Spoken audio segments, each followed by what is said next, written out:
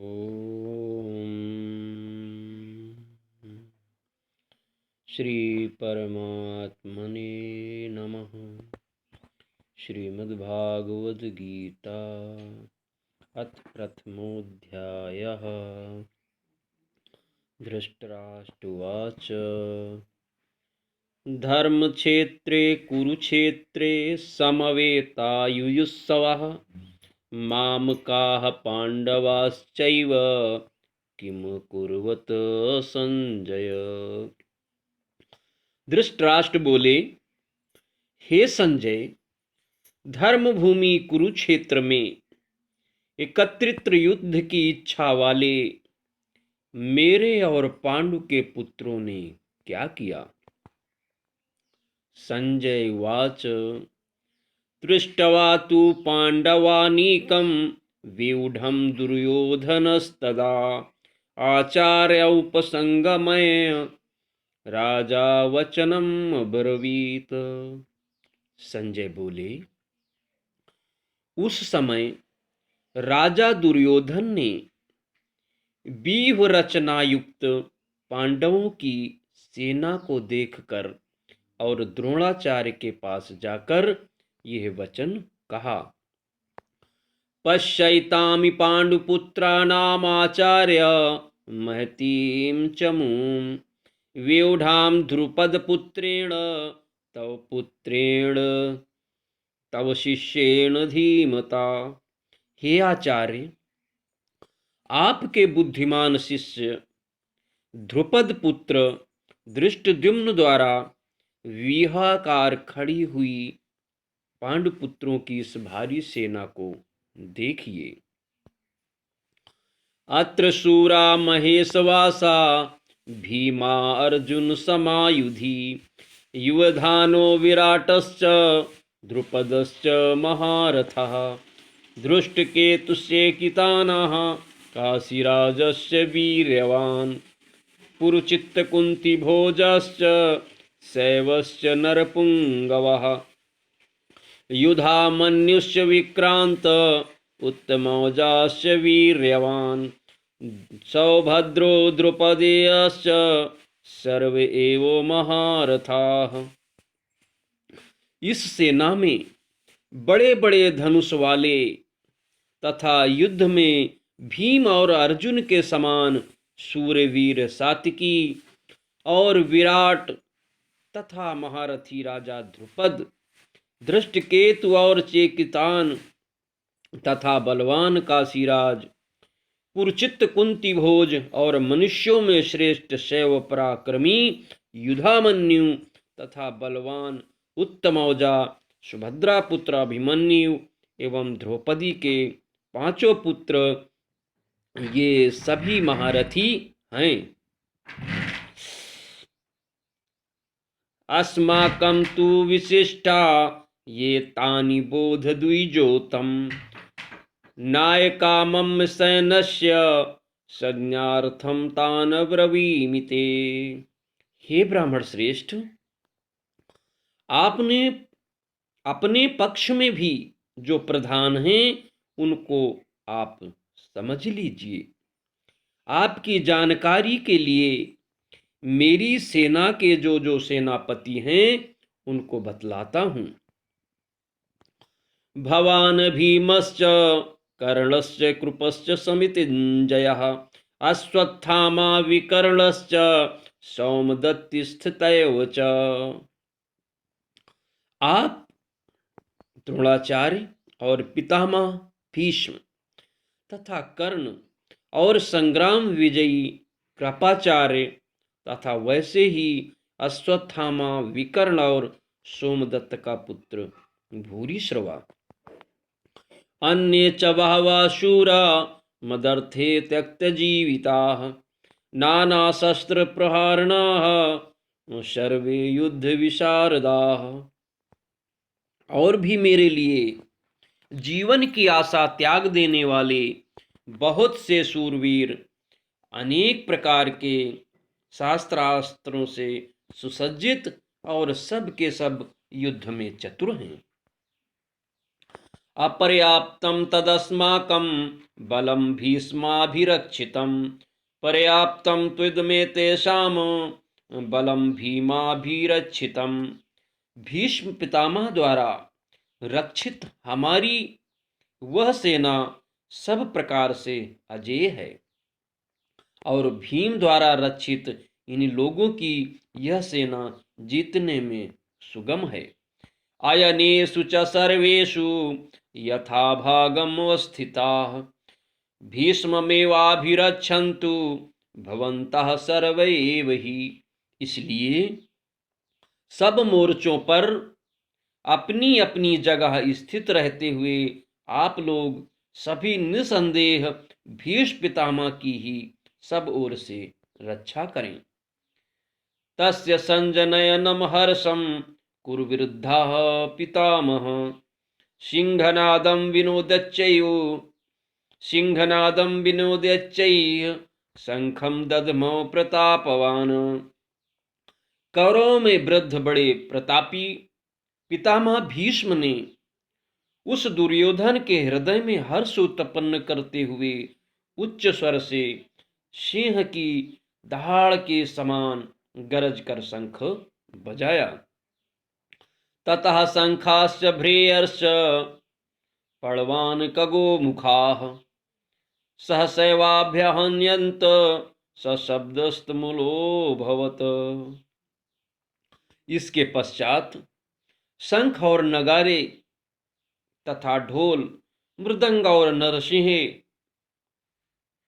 आदि बाजे एक साथ ही बज उठे।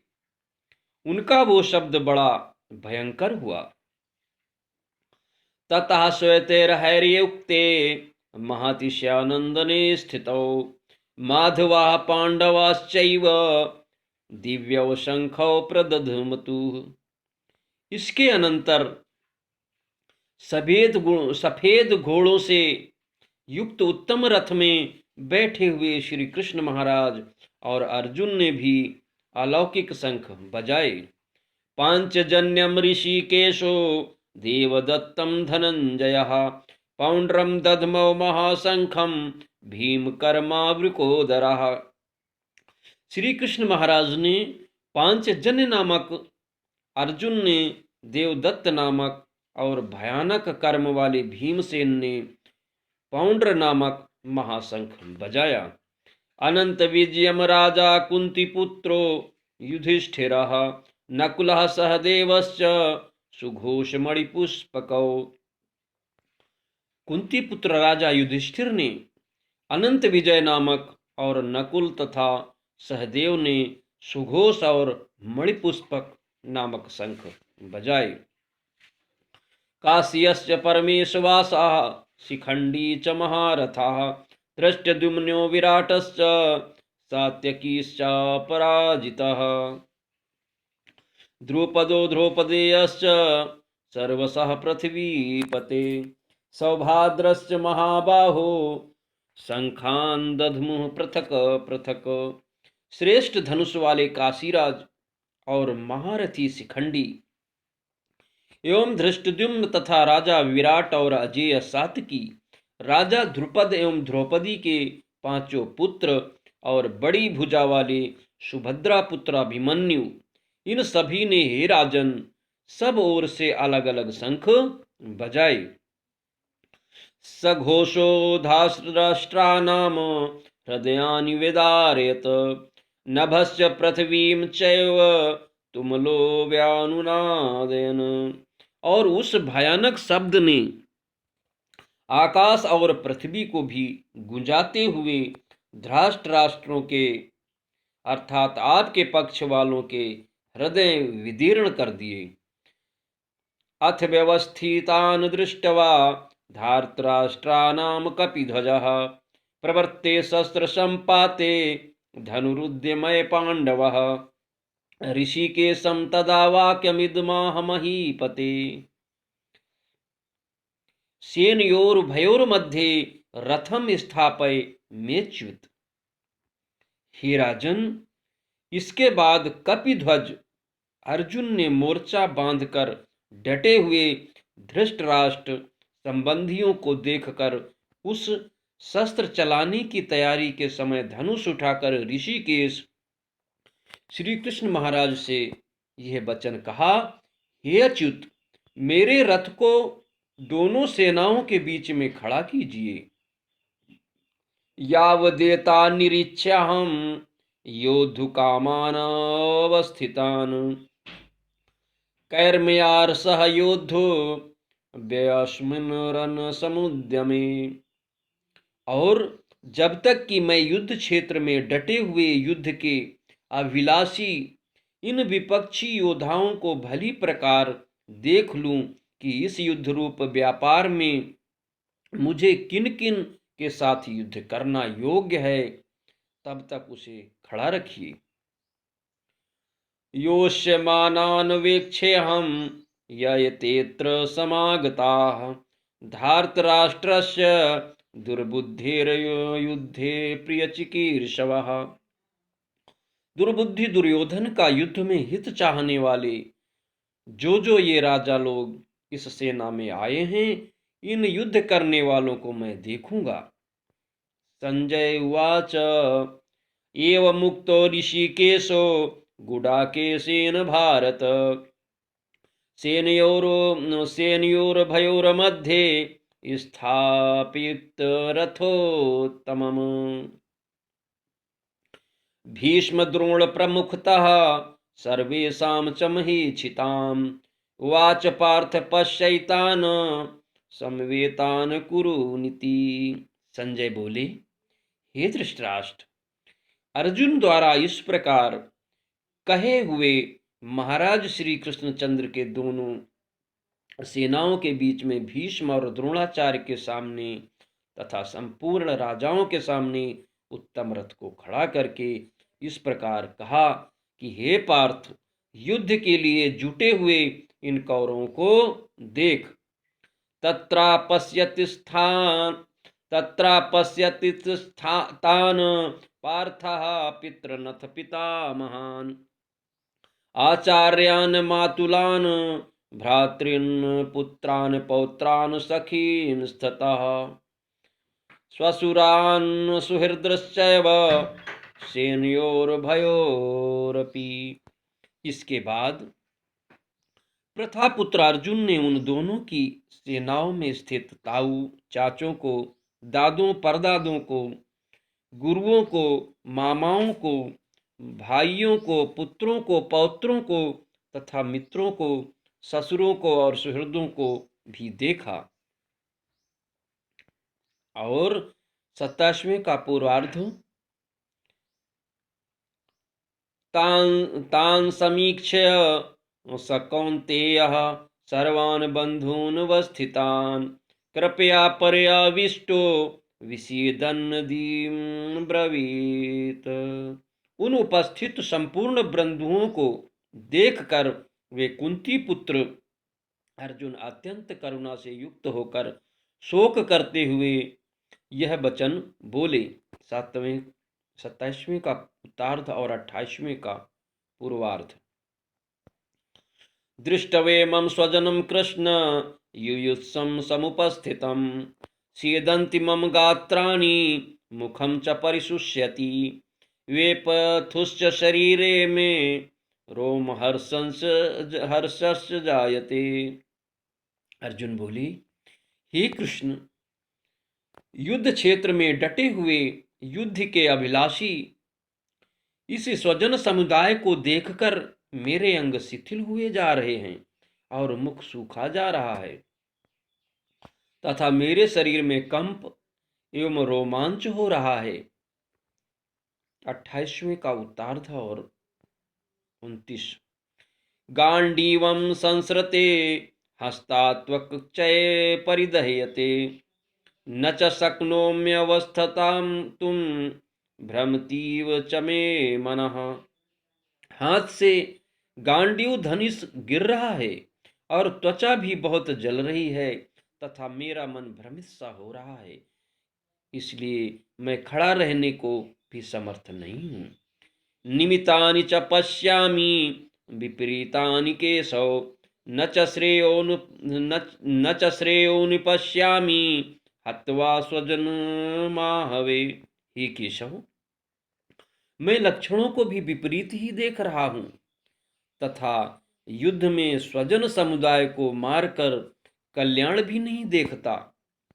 न कांक्षे विजयम कृष्ण न च राज्यम सुखानि च, किम नो राज्येन गोविंद किम भोगैर्जीवितेनिवा। हे कृष्ण, मैं न तो विजय चाहता हूं और न राज्य तथा सुखों को ही। हे गोविंद, हमें ऐसे राज्य से क्या प्रयोजन है अथवा ऐसे भोगों से और जीवन से भी क्या लाभ।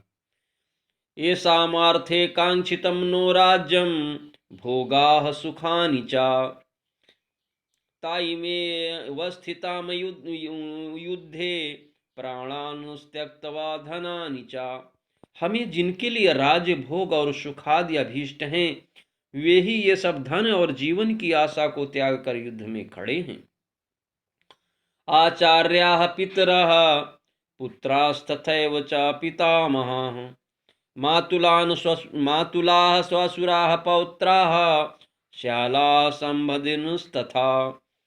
गुरुजन, ताऊ, चाचे, लड़के और उसी प्रकार दादे, मामे, ससुर, पौत्र, साले तथा और भी संबंधी लोग हैं। एतान हन्तुमिच्छामि घन्तोऽपि मधुसूदन, अपि त्रैलोक्यराजस्य हेतोः किं नु मही कृते। हे मधुसूदन, मुझे मारने पर भी अथवा तीनों लोकों के राज्य के लिए भी मैं इन सबको मारना नहीं चाहता, फिर पृथ्वी के लिए तो कहना ही क्या। निहत्य धार्तराष्ट्रानः काप्रीति स्या जनार्दनः, पापमेवाश्रये दशमान हत्वेतानाततायिनः। हे जनार्दन, धृतराष्ट्र के पुत्रों को मारकर हमें क्या प्रसन्नता होगी। इन आतताइयों को मारकर तो हमें पाप ही लगेगा। तस्मन्नारः वयम हन्तु धार्तराष्ट्रान् स्वबान्धवान्, स्वजनमिहि कथं हृत्वा सुखिनः श्याम माधव। अतएव हे माधव, अपने ही बांधव धृतराष्ट्र के पुत्रों को मारने के लिए हम योग्य नहीं हैं, क्योंकि अपने ही कुटुंब को मारकर हम कैसे सुखी होंगे। यद्यपेते न पश्यन्ति लोभोपहत चेतसः, कुलक्षय कृतं दोषं मित्रदोहे च पातकम्, कथं न गेयमस्माभिः पापादस्मान्निवर्तितुम्, कुलक्षय कृतं दोषं प्रपश्यद्भिर्जनार्दन।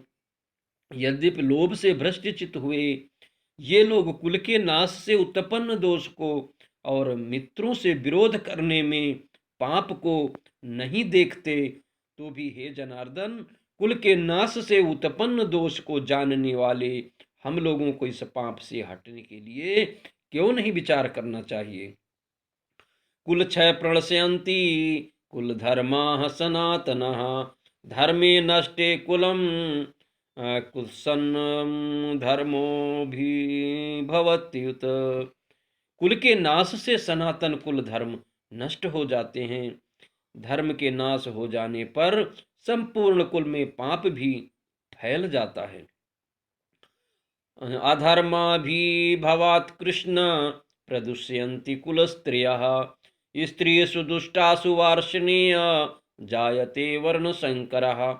हे कृष्ण, पाप के अधिक बढ़ जाने से कुल की स्त्रियां अत्यंत दूषित हो जाती हैं, और हे वार्ष्णेय, स्त्रियों के दूषित हो जाने पर वर्ण संकर उत्पन्न होता है। संकरो नरकायव कुलंघनानां कुलस्य च, पतन्ति पितरो हयेषाम लुप्त पिंडोदक क्रियाः। वर्ण संकर कुल घातियों को और कुल को नरक में ले जाने के लिए ही होता है। लुप्त हुई पिंड और जल की क्रिया वाले अर्थात श्राद्ध और तर्पण से वंचित इनके पितर लोग भी अधोगति को प्राप्त होते हैं। दोषैरेतैः कुलंघनानां वर्ण संकर कारकैः उसाद्यन्ते जाति धर्माः कुल धर्माश्च शाश्वताः। इन वर्ण संकर कारक दोषों से कुल घातियों के सनातन कुल धर्म और जाति धर्म नष्ट हो जाते हैं। उत्सन्न कुल धर्मानाम मनुष्यानाम जनार्दन नरके अनियतम वासो भवति त्वनुशुश्रुम। ये जनार्दन, जिनका कुल धर्म नष्ट हो गया है, ऐसे मनुष्यों का अनिश्चित काल तक नरक में वास होता है, ऐसा हम सुनते आए हैं। अहो बत महत पापम कर्तुम व्यवसिता वयम यद्राज्य सुख लोभेन हंतुम स्वजनमुद्यताः। हा शोक, हम लोग बुद्धिमान होकर भी महान पाप करने को तैयार हो गए हैं, जो राज्य और सुख के लोभ से स्वजनों को मारने के लिए उद्यत हो गए हैं। यदि माम प्रतिकारम शस्त्रम शस्त्रपाणयः धार्तराष्ट्रारणे स्तमे क्षेमतरम भवेत्। यदि मुझ शस्त्रहीन शस्त्र रहित एवं सामना न करने वाले को शस्त्र हाथ में लिए हुए धार्तराष्ट्र के पुत्र रण में मार डालें, तो वह मारना भी मेरे लिए अधिक कल्याणकारक होगा। संजय उवाच एव मुक्तवार्जुनः सांख्ये रथोपस्थ उपाविशत विसृज्य ससरम चापम शोक संविघ्न मानसः। संजय बोले, रणभूमि में शोक से उद्विग्न मन वाले अर्जुन इस प्रकार कहकर बाण सहित धनुष को त्याग कर रख के रथ के पिछले भाग में बैठ गए। ओम तत्सदिति श्रीमद्भागवत गीता सूपनिषत्सु ब्रह्म विद्यायां योग शास्त्रे श्री कृष्ण अर्जुन संवादे विषाद योगो नाम प्रथमोऽध्यायः। कृष्ण अर्पणम्।